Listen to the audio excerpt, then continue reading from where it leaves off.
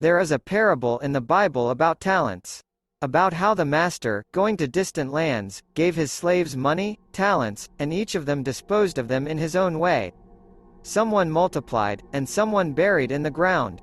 And here is another parable about talents from life. I grew up in an intelligent family and we were often visited by people who can be called not quite simple. I remember one frank conversation of three well-drunk losers, and to be honest, I have never heard anything more frank in my life. One was a former athlete, the second was a musician, also a former, and the third was a scientist, also a former and also not successful. Athlete history. He began to play sports in childhood, and by the age of 16 he had achieved serious success. He ran long distances, and did it better than anyone. I went to competitions, won, received diplomas and prizes. I was admired by both coaches and parents, the whole yard and my whole school. And I was very proud of myself. I loved sports more than anything in the world, and I was ready to train day and night, without any measure and any limit. He reached complete exhaustion. He dreamed of professional sports, Olympic victories, and of any other such thing. But fate had its own way. From hard training, my joints ached, and not only did I play sports, but I could not sit or stand because of the terrible pain. I began to be treated and soon the doctors signed a sentence for me: no sports, unless you want, of course, to remain chained to a wheelchair for the rest of your life. At the age of 19, I already drank heavily, tried drugs, and in general often thought that it would be better for me not to live at all. Now, of course, no sports, only memories and nothing more. The history of the musician. At the age of 5, a unique talent was discovered. At the music school, everyone set me up as an example and said that a big and interesting life awaits me. My parents, grandparents did nothing but tell everyone around me about me, causing genuine envy in people. Why did they boast? Could this be the reason for my failure? After graduating from the conservatory, surprisingly, no one needed me. Why? I don't know. I don't need it. Maybe he couldn't present himself. Maybe there's another reason. I was just amazingly unlucky. The black bar changed to even blacker, and I didn't know what to do. There were suicide attempts. There was a long treatment in a psychiatric hospital. And a few years later, I discovered that my musical talent had dried up. That is, not that it completely disappeared, but somehow not like before. I remember how one told me that I didn't have any special talent. There were just parental ambitions, and my unshakable belief in my own uniqueness. These words really upset me. Now there is no music at all. Sometimes they are invited to play at weddings, but no more. History of the scientist. Although he did not study very well at school, he graduated from the institute with honors. Profession: theoretical physicist.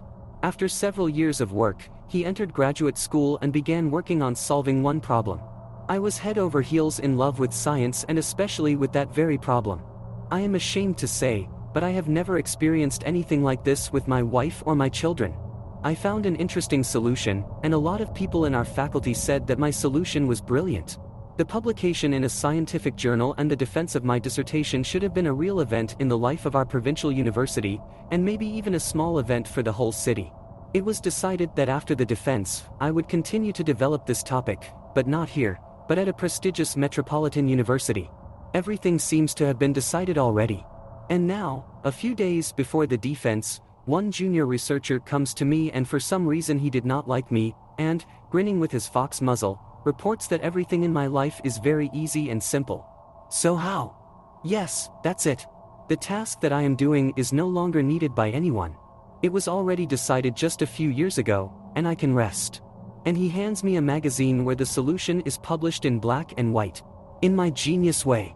At the same time, the problem has already been completely solved, the scientific problem is closed and is no longer relevant. And I really wanted to do this in the future. By the way, this happens not infrequently in the scientific world. It is still not clear who invented the radio first, a Russian or an Italian. To say I was upset is an understatement. On the same day, everyone knew about this incident, and all of my senior colleagues and scientific leadership somehow unanimously turned their backs on me. Nobody wanted to take responsibility. There was no defense and no dissertation. A few days later I ended up in the hospital. Now I work at school as a teacher, And I can't even hear anything about science. She ruined my life, and it would be better if she did not exist. And here my story about talents takes a mystical turn. Whether it was a childish hallucination, or some kind of vision, I myself cannot say. Suddenly, at the table, near the athlete, musician and scientist, a hunched old man with a long white beard appears, materializes right out of thin air, and tells his strange and terrible revelation. Talents are such creatures of a demonic nature that live in a person, and have only one goal, to torture him and destroy him. A person rejoices in his talents, wants to develop them, achieve recognition, fame, money. But the demon has a completely different goal. This day was the most terrible in my life. After that, my parents noticed that I somehow changed a lot, went into myself. And then I had a dream. There are 3 people sitting at the same table in our house who look exactly like those losers. But only they are not people, but some kind of devils or demons, because there are barely noticeable horns on their heads, and claws on their fingers. And some evil eyes. These 3 sit and drink wine from glasses, and it is red as blood. Each is holding a luxurious flesh-colored leather folder. They open their folders and take out beautiful sheets of embossed paper that look like letters. On each of them is a golden stamp, and the name and surname of the tortured human victim. And these devils tell how hard it was for them to torture the unfortunate. They boast of their intelligence and resourcefulness. I don't remember any further details. I only remembered that they sat at the table for a long time, drinking wine and, proud of themselves, said what an important thing they were doing, breaking, distorting and destroying human destinies.